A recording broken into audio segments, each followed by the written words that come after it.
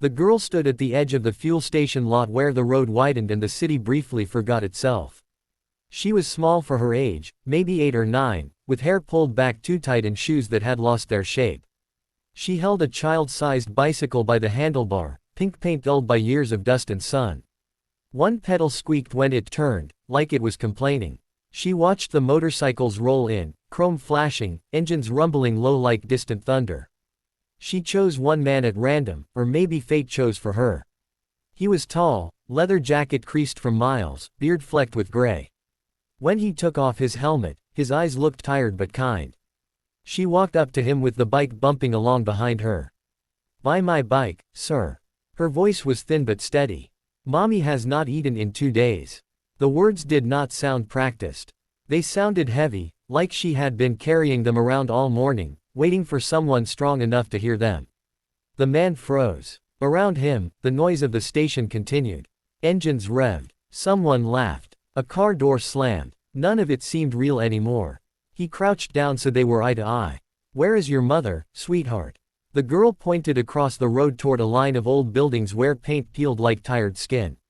"There," she said. "She cannot stand much. She says I should try." The man swallowed. He reached into his pocket, pulled out his wallet, then stopped. Money felt too easy, too small for what she had just placed in his hands. He looked at the bike. It had stickers peeling at the edges, stars and flowers from a happier time. "This bike is yours," he said. She nodded. "It was my birthday bike." Before what?" he asked softly. "Before Daddy died. Before they took our house." Something tightened in his chest. He stood and waved to the others. Within minutes, a circle of bikers had formed, men and women with weathered faces and eyes that had seen long roads and longer regrets. They listened as the girl repeated her story. About the hospital bills. About the papers they did not understand. About a man who came with a smile and left with their keys.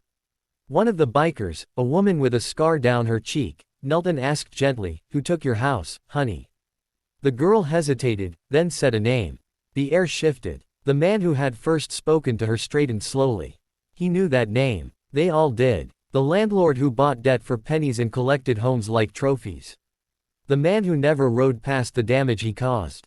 "We will buy your bike," the woman said, pressing bills into the girl's hand. "More than the bike was worth, more than any child should have to ask for. But you keep it. You hear me?" The girl's eyes filled with tears. "Really? Really?" They walked her across the street, the group moving like a shield around her small body.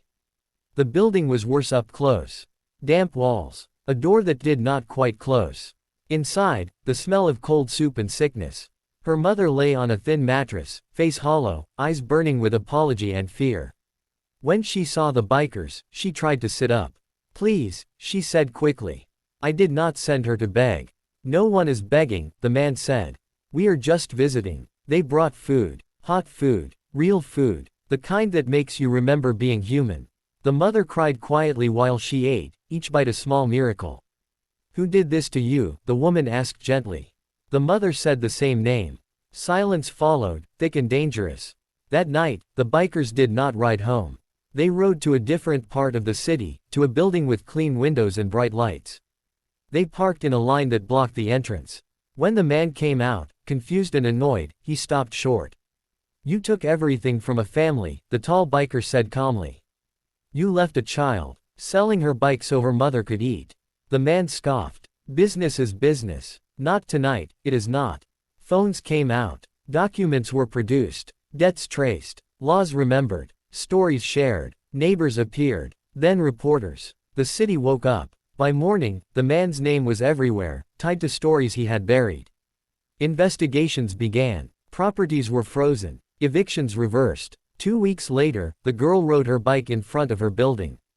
The door closed properly now. Her mother stood in the sunlight, stronger, smiling in a way that looked unfamiliar but right. The tall biker watched from across the street, helmet under his arm. When the girl saw him, she waved hard enough that she almost fell. He waved back, then turned toward the open road, carrying with him the quiet knowledge that sometimes, the smallest voice finds the people who need to hear it most, and nothing is ever the same again.